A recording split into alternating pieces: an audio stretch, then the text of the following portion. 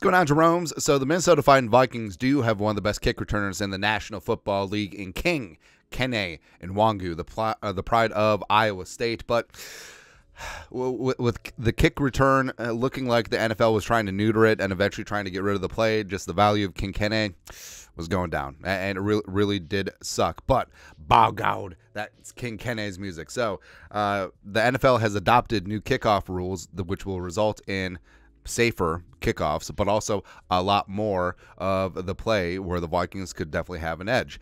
Tom Pelissero, NFL Network, reveal your sources. Kicking off a new era. Owners just approved the NFL hybrid kickoff rule per source after years of tweaks. Well, like tweaks or like Zimmer tweaks? Turned one of the game's most exciting moments into a dead ceremonial play. The league hopes its overhaul will yield what it wants: fewer injuries and more returns. The new rule is in place on a one-year trial basis, so they'll give it a shot, and it'll be subject for renewal in 2025. And last year, 77% of kickoffs went for touchbacks, and there were only 4 touchdown returns in 2023, down from 6 in 2022, which King Kene had one against the Patriots.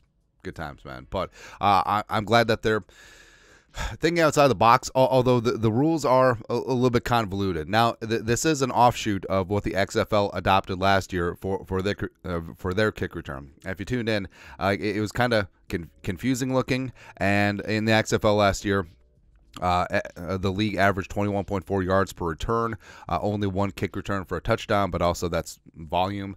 And also, you know, the 21.4 yards per return, that is a little bit skewed because you don't have touchbacks in there, and also it is in a little bit more compact area in terms of the return. So I mean, average starting field position, you know, could have been at the the mid 30s as opposed to just if you're running back from the end zone. So I'm willing to give this a shot, especially if it unleashes King Kene.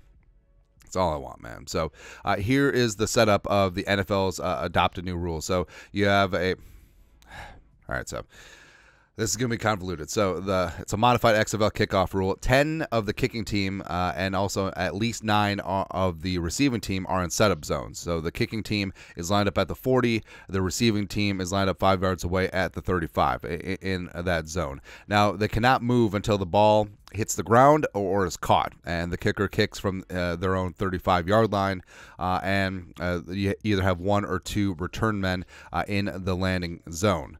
And if the kick goes out of bounds or short of the 20, you get the ball at the 40-yard line, similar to the old rule. So if the kicker tries to get cute and tries to just scooch it over, the setup a zone return, and it ends up short of the 20, the receiving team gets it at the 40. Out of bounds is also the 40. And also, if it's in the end zone or it's a touchback, it is at the 30-yard line. So you can't just boot it out of the back of the end zone, because then you're conceding prime field position. Now, initially this was going to be even more punitive because I believe it was going to be the 35 on the initial proposals, which, ooh, spicy. So, and also any kick in the landing zone must return, and there's no fair catches. So any kick that lands between the goal line and the 20 must be returned. And so now, your kicker is going to have to, instead of bringing out the 3-wood, is going to have to bring out the 8-iron or the 9-iron and really land this thing in the zone. So that's going to be valuable. And I understand that the rules are convoluted, and also, you must declare an onside kick, and then that goes into a whole new setup. So no surprise onside kicks, but also I don't care. But also the onside kick success rate is so low anyway that they need to replace it with the 4th and 20 from the opposition's 15-yard line or something like that. No, 4th and 15 from the 35. Something like that. If you don't convert, you lose the ball. But if you do convert, you keep the rock. So now, I like what they're doing. So the thought is that there's going to be more returns, since there's going to be more balls landing in the landing zone, since it's very punitive to just kick it back through the end zone, as well as if you come up short or go out of bounds.